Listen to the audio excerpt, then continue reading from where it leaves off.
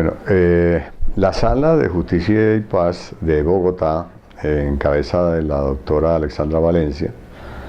profiere la sentencia contra el Bloque Central Bolívar, específicamente contra 32 miembros de esta estructura criminal, por aproximadamente 965 hechos delictivos que incluyen más o menos 1.250 víctimas directas y aproximadamente 4.600 víctimas indirectas. Esta es una sentencia parcial. En este proceso, de lo que se tiene más o menos documentado, el Bloque Central Bolívar delinque en aproximadamente 12 departamentos del país, de 32 existentes, y en este accionar criminal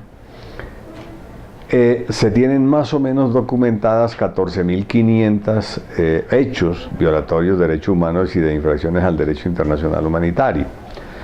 En la proyección, ¿cuánto tiempo se va a demorar la Administración de Justicia para investigar las demás víctimas? Porque estos son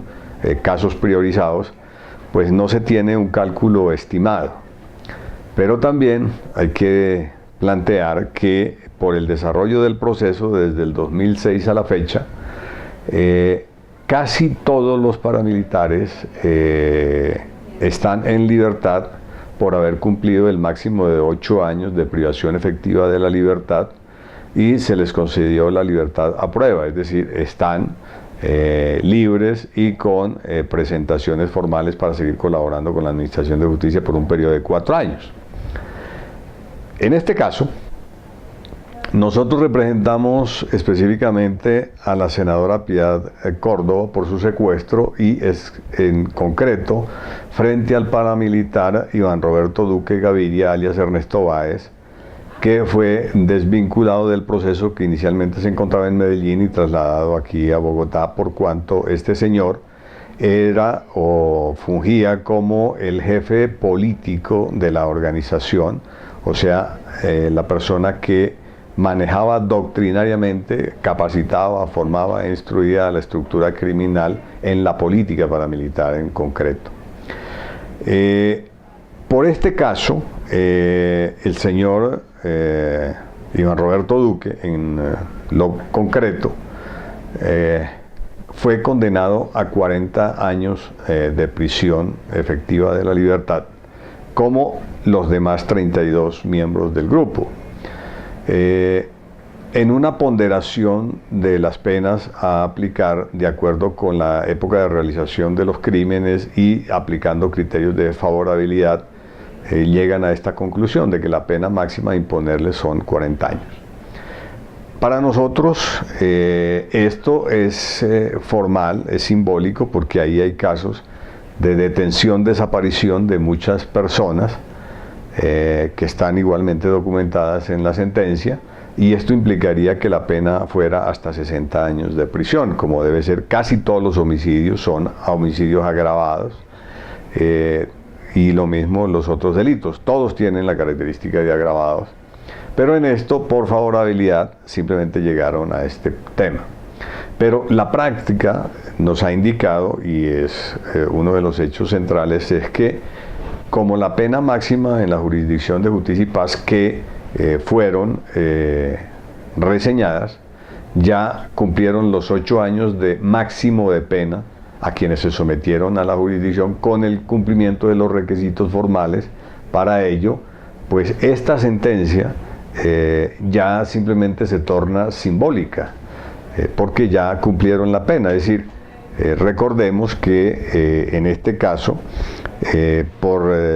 los 965 hechos criminales que cometieron, los comandantes responden por la totalidad de los hechos. Y por estos crímenes, pues simplemente 8 años de prisión efectiva de la libertad, eso es irrisorio, eso no es proporcional ni se compadece con los crímenes, pero eso fue lo que aprobaron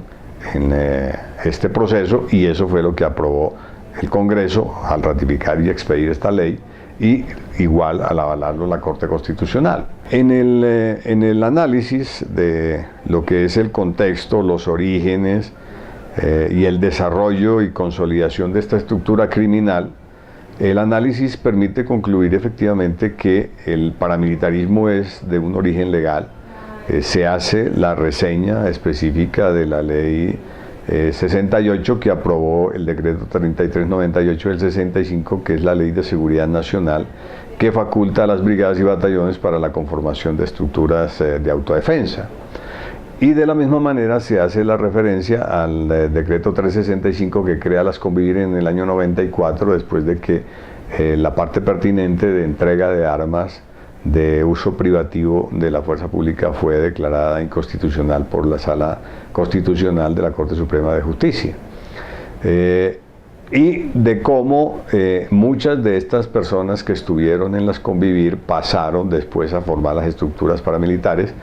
y cómo en las regiones hay una ponderación para decir que el documento o las pruebas ameritan para decir que hubo colaboración, que hubo aporte significativo de la fuerza pública en los 12 departamentos, policía, ejército, DAS en sus tiempos, los organismos de inteligencia ahora, y que hay empresarios totalmente comprometidos con estas estructuras paramilitares, que hay empresas. Para citar uno solo de los ejemplos, está el caso y la reseña de lo que ha sido Copetrol, en donde se documenta y el mismo bloque aporta los documentos para decir que estaban las válvulas a disposición o el tubo a disposición de los paramilitares para que sacaran la extracción de la gasolina y en la zona del Magdalena Medio distribuyeran esa gasolina en las bombas que hay localizadas allí, y esos dineros era para financiar la estructura paramilitar. Y otras empresas y otros comerciantes, etc. Pero también la participación de la política está en lo fundamental documentada de algunos casos puntuales. Creo que en esto la Fiscalía y el Tribunal no profundizaron realmente en los interrogatorios que habría que hacerle a todo este tipo de personajes para que suministraran la información respectiva, pero ya esto es simplemente una valoración de carácter personal. Dentro de los patrones fundamentales que se investigan en este caso, o macro caso, están los homicidios en todas sus modalidades, agravados, realizados por esta estructura criminal, independientemente de la forma como lo hayan hecho. Hay otro elemento que es la detención, desaparición forzada de personas, igual con todas las modalidades por hacerse. Casos de tortura que están plenamente documentados, igual. Los casos de violación de carácter sexual que, de acuerdo con el análisis, llevaron incluso a casos de prostitución forzada, que son gravísimos, o a la esclavitud sexual en algunas regiones. Hay un caso que es absolutamente aberrante y grave, que es el del colegio en la provincia de Vélez, cuando los directivos del colegio colocan a disposición de la estructura paramilitar las niñas del colegio para que sean utilizadas en servicios sexuales como esclavas sexuales del frente paramilitar que allí se conformó, y que es absolutamente aberrante que la Administración de Justicia en la investigación contra la directora y los profesores de este colegio ni siquiera hayan abierto la investigación de carácter penal por este tipo de infamias que se cometen contra los menores en este colegio. Igual podríamos decir que el reclutamiento forzado de menores es otro de los delitos que se plantean y se hacen como análisis de macrocriminalidad, con la reseña respectiva en donde, por orden del alto comisionado Carlos Restrepo, la estructura paramilitar no desmoviliza a los menores y los entrega al bienestar familiar como era su obligación, sino que se les da un aporte económico y se les envía a sus familias, pues para que esto no fuera investigado. Este solo elemento llevaría, por lo menos en la valoración que nosotros tenemos, a que se excluyera a los que hicieron esto de los beneficios de justicia y paz, porque es absurdo que esto pase. Las masacres entran dentro de las modalidades de los crímenes de homicidio, sea individual o de carácter colectivo. Ahí están documentadas algunas de estas que se realizan en el Magdalena Medio fundamentalmente. Pero hay una parte que me parece que es muy importante resaltar, y es que los libros de investigación sobre poder local que hace Ernesto Báez como ideólogo del paramilitarismo, estos libros en la época del año 2002 específicamente, son documentados, trabajados, investigados, y él lo presenta dentro de su estructura criminal para implementar en la región, es decir, cómo desarrollar la economía y las organizaciones en las regiones de poder paramilitar. Pero este documento se le entrega al gobierno de la época, al de Álvaro Uribe Vélez específico, y en el plan de desarrollo, año 2002-2006, de lo que en el plan de desarrollo denominan los poderes locales, está copiado literalmente este documento. Entonces, con razón la magistrada hace este análisis y esta ponderación, o la Sala de Justicia y Paz, al decir que es absolutamente inexplicable que en el plan de desarrollo que se aprueba por este Congreso y presentado por el presidente Uribe aparezca copiado literalmente este programa de gobierno de las autodefensas o de los grupos paramilitares. Es decir, esas coincidencias no pueden pasar desapercibidas, y pues obviamente se exhorta a que se hagan las investigaciones respectivas, pero esa es una simple formalidad ahora, de acuerdo con los parámetros que ha establecido la Sala Penal de la Corte, hacer simplemente exhortaciones para que se hagan este tipo de investigación. Formalmente, lo que la sentencia llama es a que las autoridades, en este caso la Fiscalía, continúe la investigación contra los posibles responsables de estos crímenes, cualquiera que sea su naturaleza, sean militares o sean agentes del Estado o sean particulares, en el caso de los empresarios, sean nacionales o extranjeros, pues para que se hagan las investigaciones respectivas. Pero creo que aquí también hay que decirlo, hay otros elementos que son absolutamente graves que están ahí en el proceso, y es que por ejemplo, cuando se hace el análisis de los miembros del grupo paramilitar que conformaban esta estructura criminal, los que formalmente se desmovilizan es una minoría. Y de los que se desmovilizan, los que acuden a Justicia y Paz, pasan a ser otra ínfima minoría.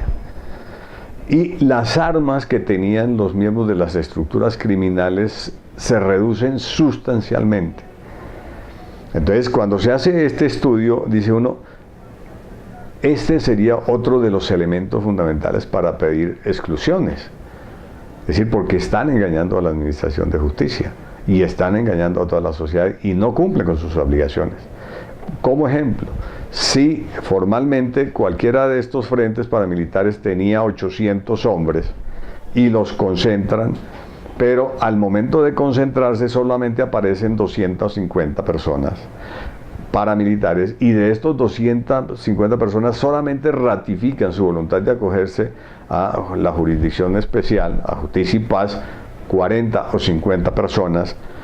pues ahí hay motivos para pensar de que no hubo la colaboración suficiente, no hubo el aporte sustancial para acabar con las estructuras paramilitares, y ese sería otro de los motivos para excluir a estas personas de la jurisdicción especial.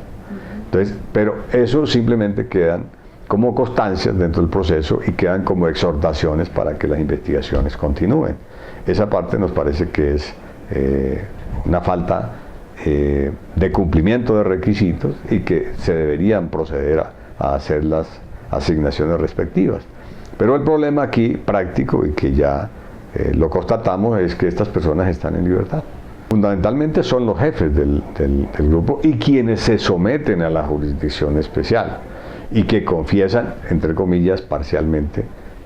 lo que sabían y quiénes eran los que componían la estructura paramilitar y quiénes eran los que dirigían la estructura criminal, esto no aparece por ninguna parte, o quiénes eran los miembros de la fuerza pública que dieron las órdenes, o cuáles eran los empresarios que aportaban financieramente, o cuáles fueron los que se financiaron específicamente de esto. Entonces, eso es lo que adolece la sentencia en el análisis y en la ponderación.